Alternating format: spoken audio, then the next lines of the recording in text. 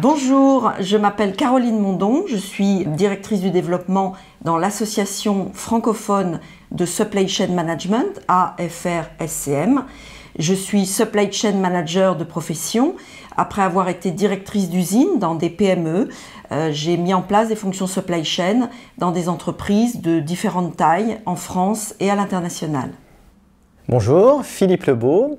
Je suis le fondateur du groupe Neodim que j'ai transformé en coopérative fin décembre dernier et donc presque en retraite aujourd'hui. Je conseille les entreprises dans le domaine de l'environnement, de la qualité, de la sécurité et plus généralement de la responsabilité sociétale des entreprises.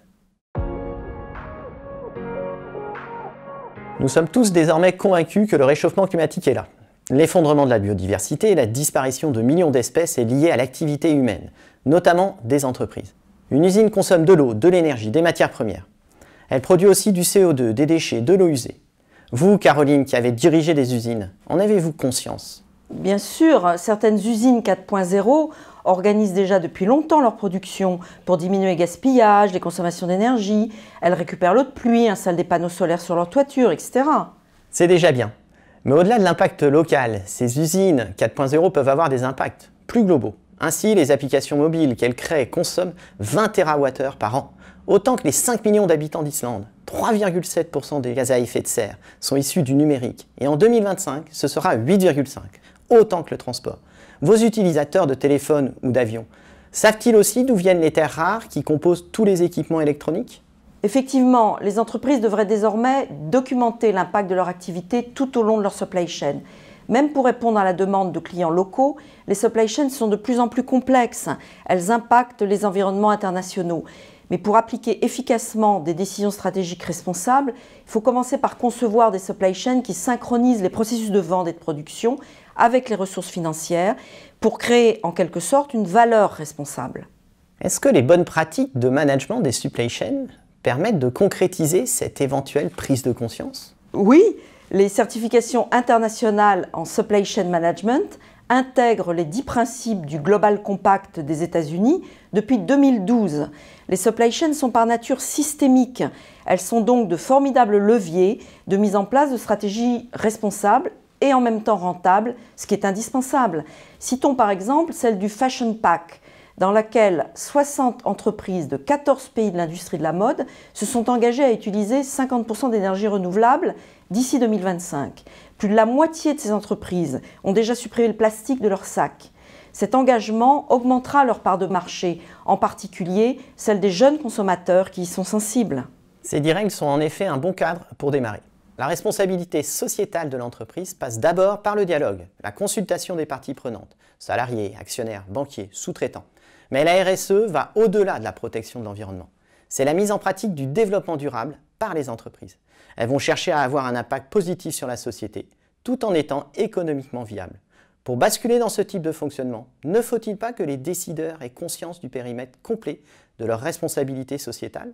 Les nouvelles technologies permettent de piloter des drones à très longue distance, mais pour répondre des pesticides ou pour protéger des animaux sauvages d'Afrique? Cette prise de conscience par l'ensemble des managers ne peut se faire qu'avec de la formation, pour que tous partagent le même langage et les mêmes valeurs.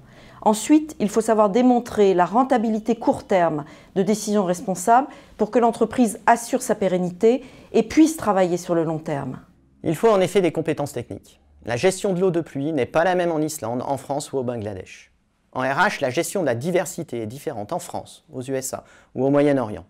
Ou encore, en juridique, où est la limite entre cadeau client, tradition d'hospitalité et tentative de corruption ou pot de vin? Début d'année, 500 000 Français ont vu leurs données de santé vendues sur le dark web par des cybercriminels. La RSE peut coûter très cher. Y a-t-il un retour d'investissement court terme possible? Oui Philippe, notre association francophone de Supply Chain Management a introduit en France une nouvelle approche du management des supply chains complexes qui diminue considérablement les gaspillages liés à des stocks inutiles. La planification de prévision, comme celle des médicaments par exemple, est toujours fausse. On la remplace par le maintien à l'équilibre d'un système global de stock et de capacité disponible. Cette approche réduit drastiquement le stress des équipes de planification. Les résultats en termes de réduction des besoins financiers en fonds de roulement et la réduction des congés maladie se concrétisent la plupart du temps en moins d'1 an. D'accord. Une dernière question, Caroline. Est-ce que le management de la supply chain, qui intègre les flux financiers, lutte contre la corruption? Par exemple, il est bien beau de s'interdire de faire travailler les enfants quand on est installé dans un pays européen. Mais on a tous en tête en 2013 les plus de 1000 travailleurs du textile décédés dans l'effondrement du Rana Plaza. Ils étaient exploités dans des conditions dégradantes par des sous-traitants de grandes marques. Oui, là aussi, les bonnes pratiques en supply chain management intègrent les 2 premiers principes du Global Compact concernant les droits humains. Des partenariats locaux avec des sous-traitants qui les respectent sont plus stables, plus qualitatifs et donc plus rentables. Mais dans certaines industries, il faudra probablement un changement de génération pour le comprendre. Les entreprises ont besoin, pour dépasser l'intérêt court terme et l'horizon à courte vue, d'embaucher des collaborateurs qui s'intéressent à titre personnel aux autres nations et aux autres cultures, qui parlent au moins l'anglais, qui est le langage du supply chain management. Ce sont les jeunes générations qui sauront le mieux démontrer l'intérêt économique court et long terme de la construction de supply chains internationales responsables. Finalement, RSE et supply chain sont l'avenir de l'entreprise 4.0. Et l'ingénieur de demain devra être humaniste et écologiste. La société devra avoir confiance en lui et alors le monde sera plus soutenable. Et oui, le management des supply chains, c'est le chaînon manquant qui transforme l'entreprise pour la rendre durable et donc rentable. Et c'est quand l'entreprise sait favoriser le développement personnel de ses salariés, grâce à un travail en équipe respectueux de la diversité, qu'elle devient capable d'agir dans le respect de la planète et des êtres humains qui la peuplent.